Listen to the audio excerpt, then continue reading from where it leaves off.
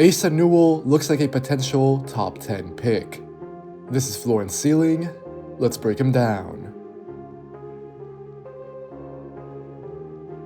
Georgia freshman Asa Newell looks like he'll become a really good play finisher. In some ways, this has already been the case at the college level. Newell has been highly productive so far, averaging 15 points, 7 rebounds, and 1 assist per game. Then, as we'll get into, he's also been quite impressive on defense.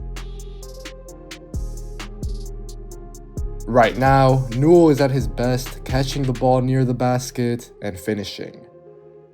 He's shooting about 73% at the rim, and he has 44 dunks in 22 games. Asa is listed at 6'11" by Georgia, although I would say that he's more between 6'9" and 6'10", but no doubt he's long, bouncy, and plays with decent coordination and most of all, a really amazing motor. Newell has quick pop and good hands. He catches the ball and immediately goes up to flush it. The 19-year-old is alert to drop-offs, jump passes, and short roll passes, which I think will be particularly important for him in the NBA. He'll also need to make these passes, more on that later. But Newell is going to be a 4 who doesn't have shooting gravity to start his career, so he needs to know how to play off another big. This has already been the case at Georgia, where Newell plays in a lot of 2 big lineups, although this is a different context to what he'll face in the league. He spends most of the time cutting, and he finishes a decent 64% of his shots doing that. Newell can keep working on his body, but as I said, he's springy, and there are already signs of strength and verticality as he goes up and finishes through defenders. A lot of this will also apply in transition, or really any type of open court setting. Newell is and will be able to run up and down the floor and catch outlets, or again, just generally finish plays. The other biggest element of the Georgia freshman's game is his offensive rebounding. Newell is averaging 7 boards per game, and almost 3.5 come on the offensive glass.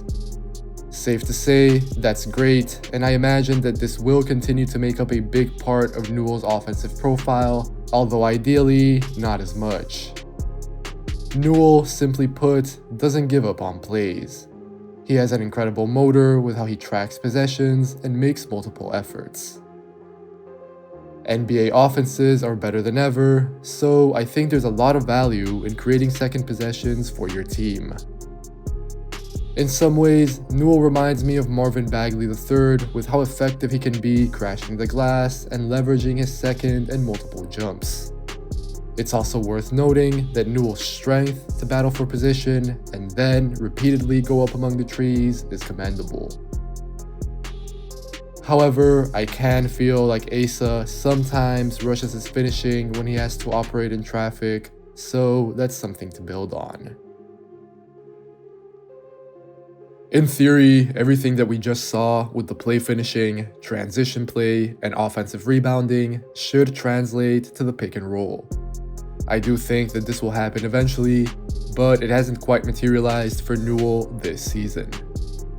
There have been some flashes with those tools that he has, but he's only finishing 33% of his shots in the pick and roll. This season, until now, Georgia hasn't really used him in that capacity either, so this does remain a bit of an open question before he heads to the NBA.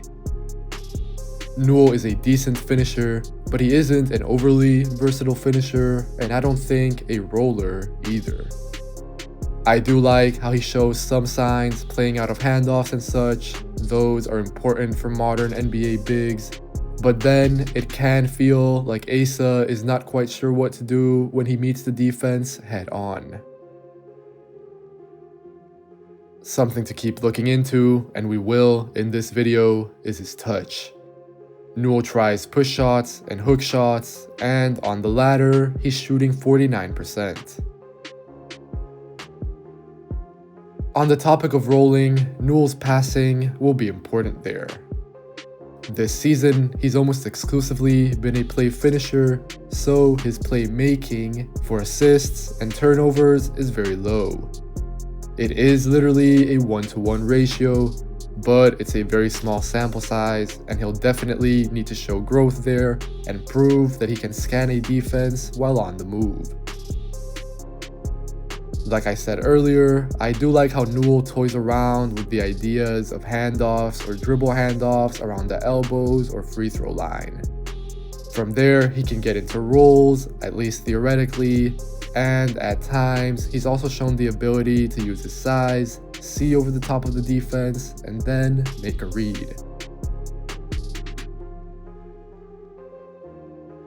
However, Newell's turnovers can also show some limitations, and he needs to demonstrate that he can get the basics right before expanding his passing. He can still have some unforced errors, with Newell's accuracy and timing looking improvable still. Both now and in the future, I expect that Newell will remain a play finisher, at least largely, but today's NBA is all about quick decision making, so that's a crucial step that Asa needs to take. As for what else Newell can do, he's shown glimpses shooting spot-ups, but again, on very small volume. The Georgia prospect is 13 for 51 from 3 this year, so that puts him right at about 26%. This is coming on around 2 triples a night and 4.7 per 100 possessions. If Newell is to play the 4 more than the 5, then outside shooting becomes a much bigger swing skill for him, and I think that this will indeed be the case. Asa's lefty outside shot has grown over the last few years, but more development and conversion, most of all, is still needed. Newell needs to keep speeding up his shot, so for now, he's mostly confined to spot-ups or pick-and-pop shots. Asa makes these here and there, but these shots hold little value because the UGA prospect still doesn't really have much gravity from the outside. NBA teams are going to be happy to make Newell prove himself, and he will need to make these shots at a better clip, like I said, if he's not going to be a 5. On this note, let's also quickly touch on his free throws. Newell has made 75% of his 75 attempts from the line, which is encouraging despite his pretty unorthodox set shot. The mechanics aren't quite as pronounced from 3, but still, they are a little bit of an eyesore. Asa gets the charity stripe 3 times a game, although that could and probably should be more given his athleticism and how much he depends on shots near the basket. Also, I don't believe much in Newell's self-creation, but it is worth exploring if he can do some damage against an unset defense. For him, that can mean attacking closeouts, although then, like I mentioned, that 3-pointer becomes even more important. However, and this can go back to that Marvin Bagley comparison, teams should also explore whether Newell has any potential to handle in the open court. I'm not saying that he's going to become a grab-and-go threat, but even just a basic straight-line attack could be a tool to tap into in the future, especially when also considering his rebounding. Otherwise, if I'm being honest, I do have little faith in Newell's ability to create his own shots. Truthfully, I don't have an issue with this, given what will be needed from him. He's a play finisher, like I've been stressing, but it is also very important to consider his limitations. This is even more so the case with a prospect like Newell, who I believe can be a top 10 pick. The Georgia freshman can get his own bucket a little bit in the post. His numbers have been good for a freshman actually, but I'm just not sure that he'll be doing much of this in the NBA, where I think that his role will be much more streamlined.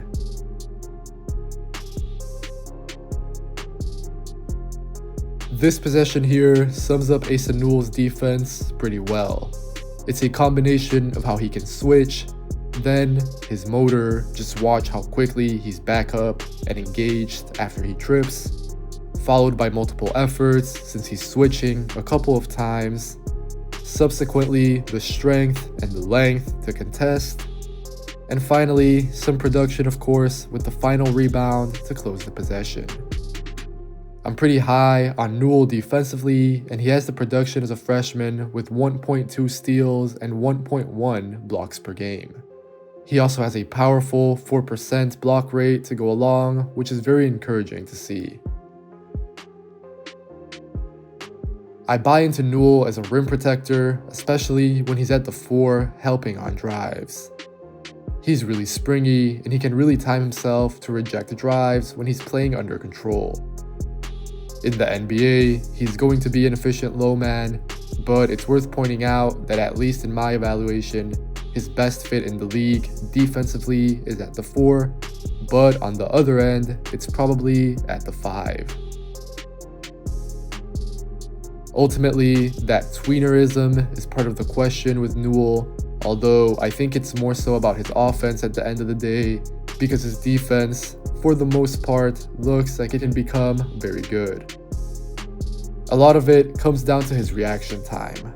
Newell has quick hips in space, and he can remain vertical when contesting or blocking shots at the basket. Even when it seems like Newell is out of the play, and this will happen given that he's 19, he has the athletic margins to then recover. These athletic tools or margins can also show up in Asa steals. I actually think that he can be a bit more disciplined here, but he can jump passing lanes and come up with two-way plays. All of that goes back to wondering about whether Newell can push in a straight line in the open court, because he can definitely generate the defensive event prior to that. The Georgia freshman's mobility, which ties into his projectable switch ability, is also really important to focus on.